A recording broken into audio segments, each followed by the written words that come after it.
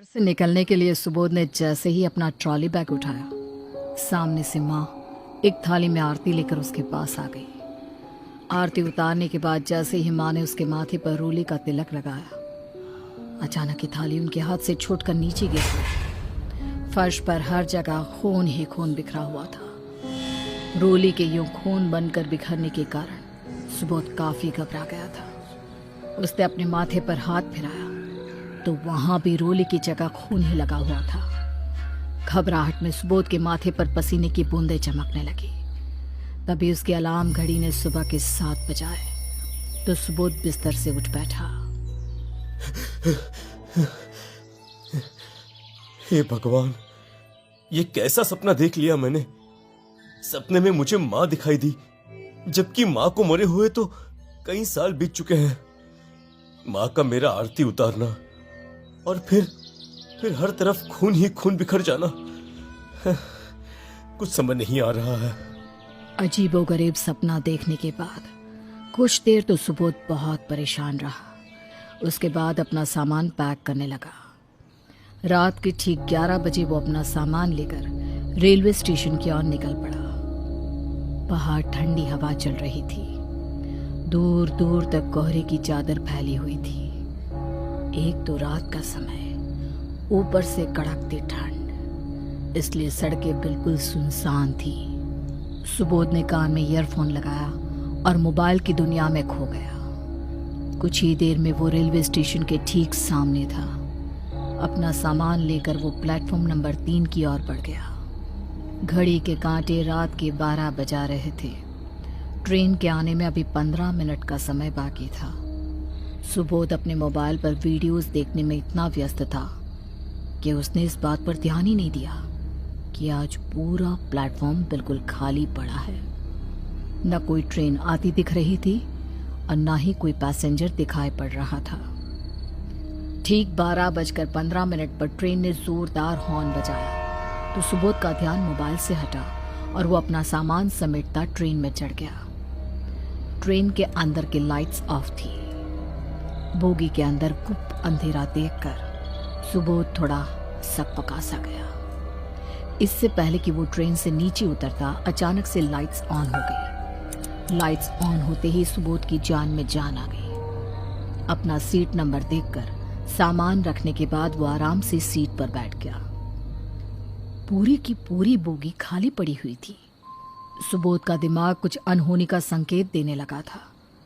इतनी खचाखच भरकर चलने वाली ट्रेन आज बिल्कुल खाली कैसे पड़ी थी, ये बात उसकी समझ से परे थी। तभी उसने देखा एक औरत 2 बच्चों को हाथ पकड़े चली आ रही है। वो आकर ठीक सुबोध के सामने वाली सीट पर बैठ गई। कुछ ही मिनटों में एक एक करके कई सारे पैसेंजर अपनी अपनी सीटों पर आकर बैठने लगे थे। अपनी सीट पर गर्दन टिकाकर वो फिर से मोबाइल देखने लगा।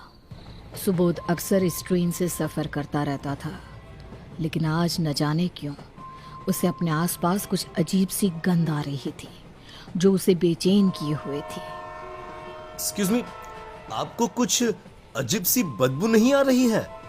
ऐसा लग रहा है जैसे कुछ जल रहा हो, जैसे कोई कपड़ा जल रहा हो।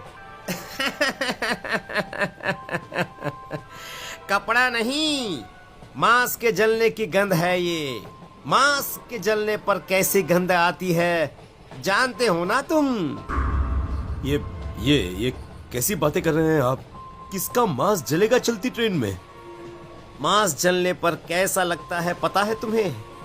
पहले चमड़ी जलती है, उसके बाद खून जलकर राख होता है और फिर उसके बाद मांस जलता है। किसी जीवित आदमी को जलते हुए देखा है कभी? कहते हैं जलकर मरना सबसे ज्यादा दर्द भरा होता है। सुबोध ने देखा कि बात करते हुए उस आदमी का चेहरा कुछ अजीब तरीके से बदल गया है। अभी तक बिल्कुल सामान्य से दिखने वाले उस व्यक्ति का चेहरा बिल्कुल सफेद पड़ गया था और आंखें खून की तरह लाल हो गई थी। उस आदमी की ऐसी मनहूस बात सुनकर सुबोध को अनकंफर्टेबल सा महसूस होने लगा था।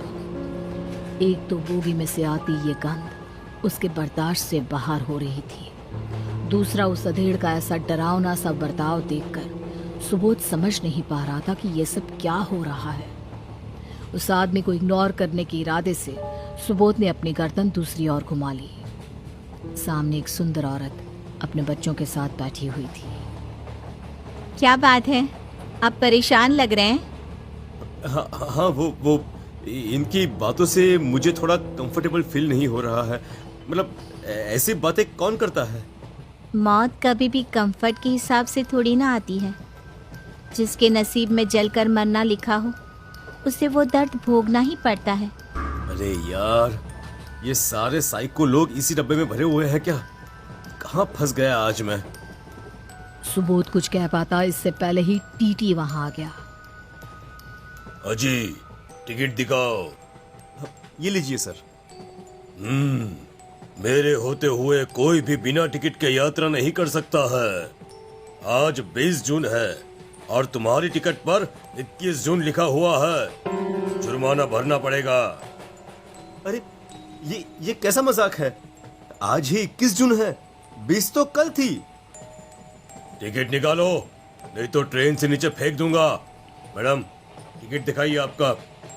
ये लीजिए। आपका टिकट बिल्कुल सही है। अरे कुछ समझाइए इन्हें भी। अच्छा रुको, मैं अभी आपको देने के लिए अपने दोस्त से पैसे मंगवाता हूँ, ठीक है? हेलो, अरे यार नीरज, यार मेरे जीपे पर 2000 रुपये ट्रांसफर कर देना यार प्लीज। पता नहीं यार कैसी मुसीबत में फंस गया हूँ मैं। क्या बात है भाई, सब ठीक तो है ना?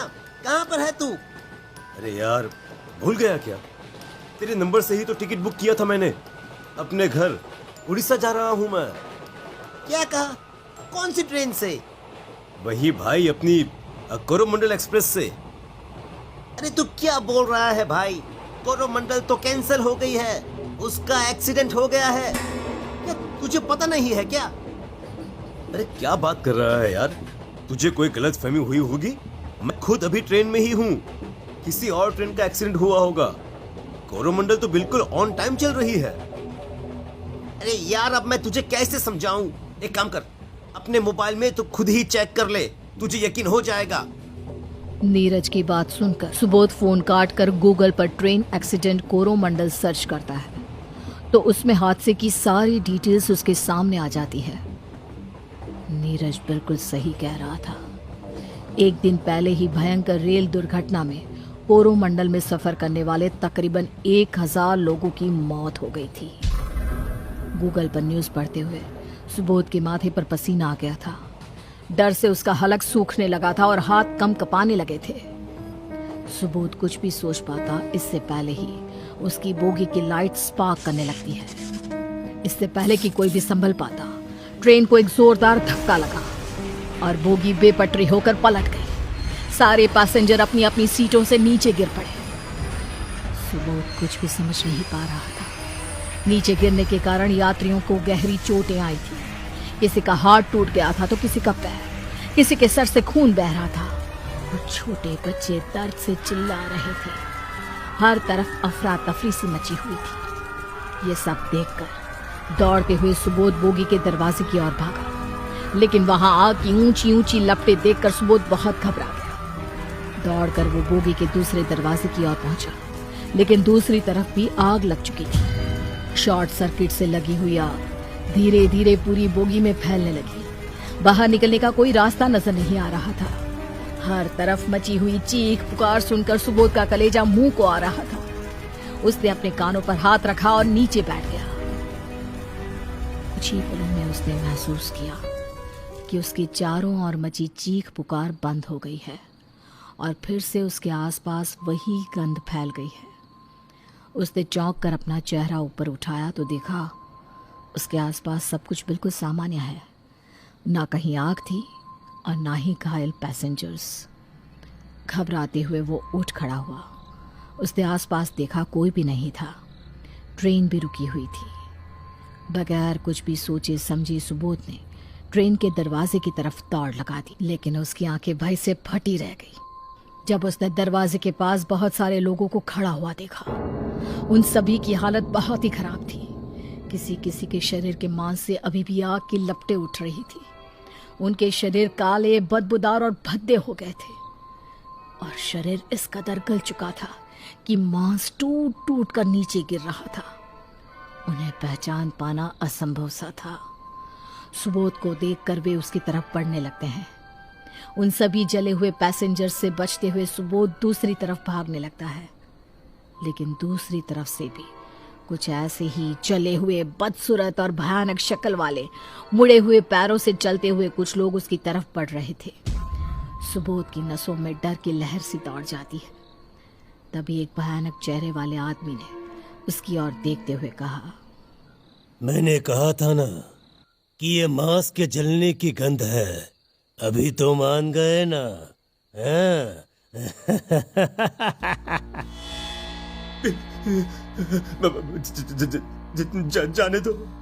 जाने दो मुझे। मैंने क्या बिगाड़ा है किसी का? जाने दो मुझे। हम भी बेमौत मारे गए थे। मौत सबको खुद चुनती है। कल हमारी बारी थी, आज तेरी बारी है। सुबोध के लाख विनती करने पर भी वे सभी पैसेंजर्स उसे नहीं छोड़ते और जलते बदन के साथ सुबोध से लिपट जाते हैं। सुबोध के शरीर में भी आग लग जाती है। सुबोध की दर्द से भरी हुई चीखें कुछ देर तक बोगी में गूंजती रहती है और फिर सब कुछ सामान्य हो जाता है। कहते हैं कि असामान्य मौत से मरे हुए लोगों की आत्मा को शांति नहीं मिलती। फिर भी हमारी यही कामना है कि ट्रेन हादसे में दर्दनाक मौत से मरे सभी पैसेंजर्स की आत्मा को ईश्वर शांति दे।